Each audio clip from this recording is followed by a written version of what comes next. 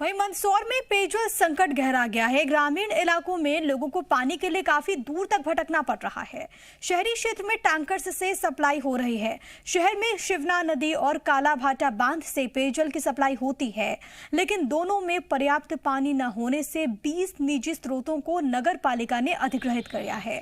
फिर भी 2 दिन में एक बार ही पानी की सप्लाई टैंकर से हो पा रही है। अधिकारियों का कहना है कि समस्या का समाधान पर्याप्त बारिश होने के बाद ही होगा। अगर बारिश होने में और देर होगी तो जल संकट और विकराल हो सकता है। वहीं नगर पालिका सीएमओ का कहना है कि सार्वजनिक ट्यूबवेल पर अतिरिक्त नल लगाए गए हैं। चंबल से आ रही पाइपलाइन के जरिए 50% पेयजल की पूर्ति की जा रही है।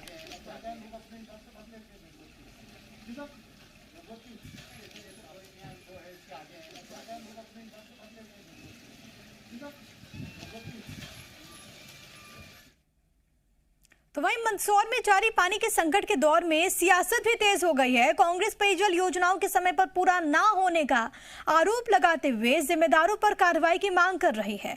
तो वहीं बीजेपी चंबल योजना की टेस्टिंग के दौर में होने के बावजूद शहर की पेयजल आपूर्ति में अहम योगदान देने का दावा करती हुई नजर आती है।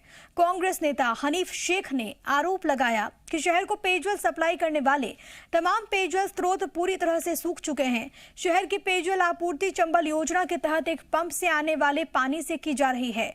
उनका कहना है कि अगर समय रहते काम पूरा हो जाता और टेस्टिंग पूरी हो जाती तो शहर को इस जल संकट के दौर से नहीं गुजरना पड़ता।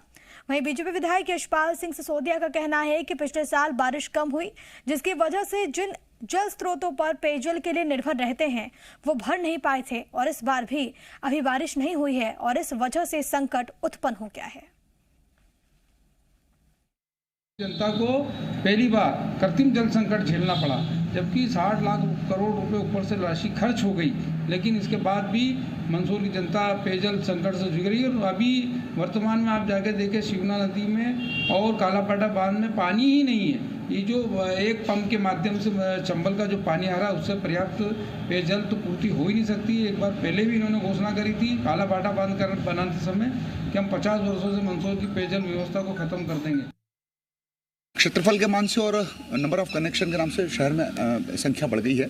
ये बात सही है कि चंबल नदी के एलवी गांव से 50 किलोमीटर दूर से एक पाइपलाइन लाई जा रही है और पाइपलाइन ने अपना काम प्रारंभ भी कर दिया है। 30% पानी प्रतिदिन चंबल से आ भी रहा है।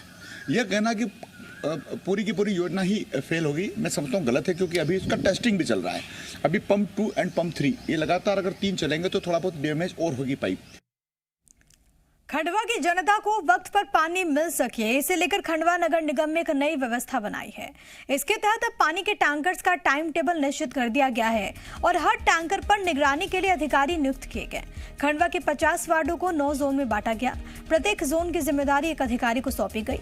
दरअसल खंडवा में बीते 1 महीने से पानी की भारी किल्लत है। शहर के जल स्रोत सूख गए हैं। नर्मदा जल योजना खराब होने की वजह से नगर निगम लोगों को टैंकर से पानी की सप्लाई कर रहा है।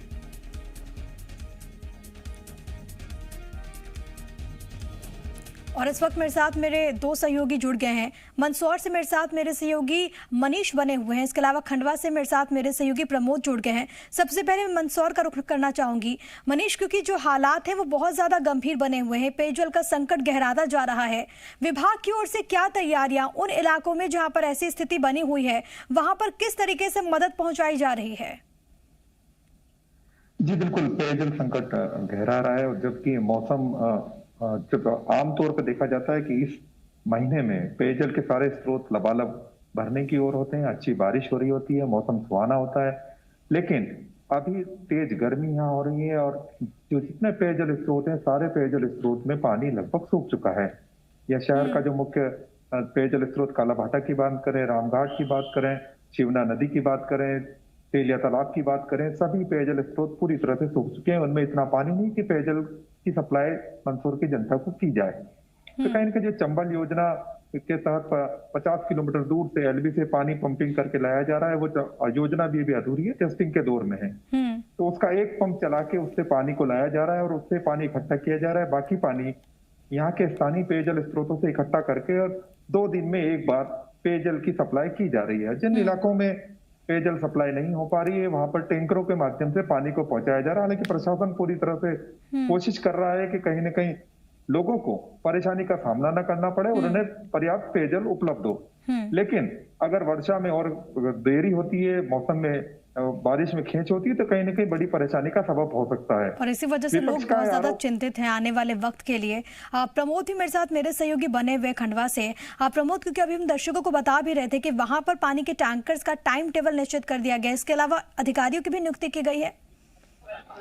जी बिल्कुल, देखिए मैं खंडवा में दो तरह की समस्या पानी को लेकर है, तो पीने के पानी को लेकर भी है और दूसरा ऊपर से पानी नहीं आ रहा है, इंद्र देवता भी मेहरबान नहीं, तो उसके कारण किसान भी परेशान है। तो पहले मैं शहर की बात कर लूं, यहाँ पर नर्मदा जल योजना में पिछले 1 महीने से बार बार पाइपलाइन फूटने की घटना तो हो ही रही है। जो जहाँ से जल जो सोर्स था, उस सोर्स पे भी पानी खत्म हो गया है, तो कीचड़ वाला पानी बटने के कारण भी लोग बड़े परेशान है। तो इसको लेकर बड़ा लगातार 1 महीने से आंदोलन चल रहा है। और कल तो एक बड़ी घटना यह हो गई कि जिन शहर के लोगों ने और कांग्रेसी विपक्ष के लोगों ने जो विरोध प्रदर्शन किया था, तो वो सत्ताधारी भाजपा के लोगों ने एसपी ऑफिस में जाकर शिकायत की और पुलिस में मामला भी दर्ज हो गया। तो ये एक बड़ी घटना है, पानी नहीं आने की वजह से और नर्मदा जल योजना प्रॉपर तरीके से काम नहीं करने की वजह से एक साथ शहर में बिल्कुल अनगिनत समस्याएं हैं जो कि इस वक्त पेश आ रही हैं लोगों के सामने। हालांकि तमाम तरह के कदम जरूर प्रशासन के द्वारा उठाए जा रहे हैं। आप दोनों का बहुत धन्यवाद हमारे साथ जुड़ने के लिए, तमाम जानकारी दर्शकों तक पहुंचाने के लिए।